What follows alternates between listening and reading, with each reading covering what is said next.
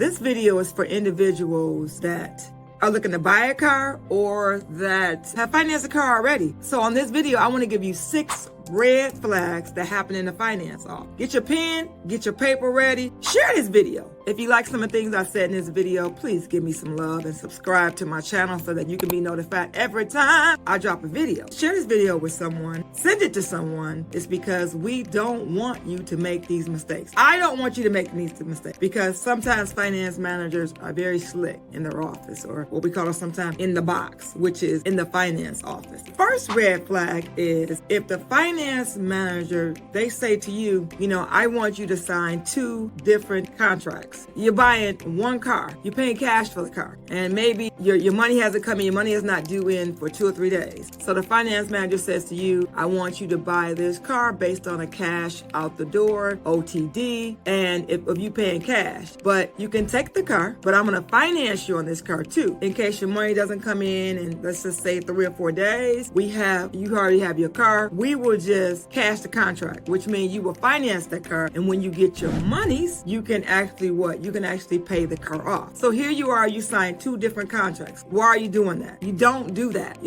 Have the dealership be patient enough to actually wait until you get your monies or put a deposit down on the car to hold the car. And even if you're not paying cash and if they want you to sign 2 different contracts because they want you to take the car, don't do it. Put that deposit down on that vehicle. Another reason why you don't want to have the finance manager have you sign 2 contracts is because, especially if you're not paying cash or what a finance, it doesn't matter. You just finance it. You do not want to sign 2 contracts. Why? Are you buying 2 cars? You buying 1 car? Because what's different on this 1 contract compared to the other? 1 contract, people, 1 contract. Don't fall for the okie doke. Don't fall because, they would never do that to me, or I didn't understand. Don't do it. Number 1, if a finance manager says you sign your contract, you get all your paperwork, and the finance manager comes out to you after the fact, let's just say you're in the lounge, you're waiting until your salesperson pulls the car up, or waiting until they take it in the office to finish the rest of your paperwork so maybe that you can get your plate or get your registration. Finance manager comes back to you and they say, well, I need to switch out your paperwork. And they take your paperwork you already signed,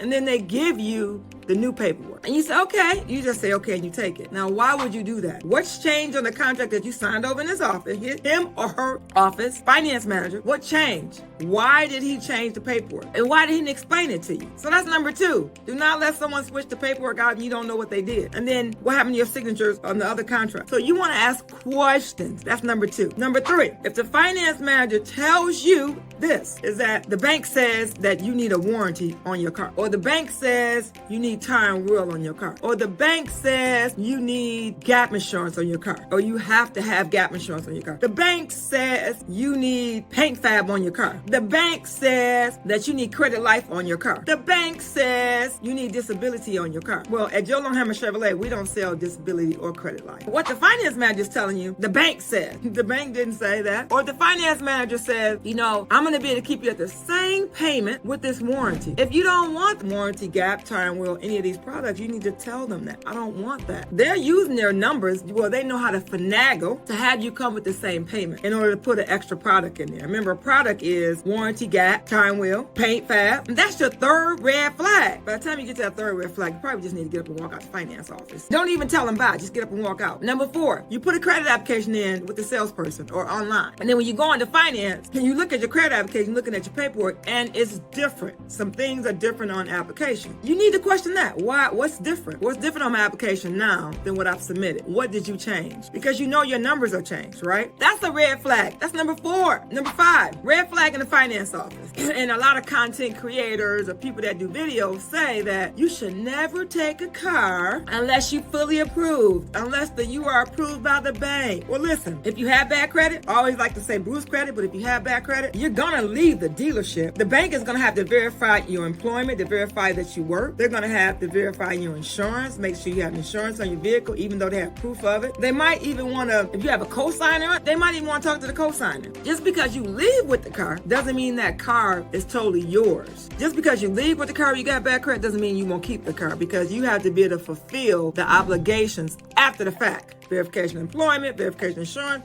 You lose your job. You had a job when you first got the car, but then you quit your job, let's say a week later, a couple days later, or you got fired. That's a problem. So yeah, you might have to bring that car back. Number 6, this is for people that got good credit. You know that you qualify for a better rate than what you're getting, and you got great credit, but the finance manager has you approved in like 2 minutes, and they're ready to sign you up in the next 15, right? Next 15 minutes. Got you approved 5 minutes, next 15 minutes later, they're ready to sign you up. They have not gotten you your best rate. They have not. So that's when you need to question. That's a red flag. So I hope the red flags helped you. Again, like I said in the beginning of the video, subscribe, share this with somebody, download it and send it to somebody. You know why? Because one day you're going to have some red flags in the finance office coming soon. Guaranteed.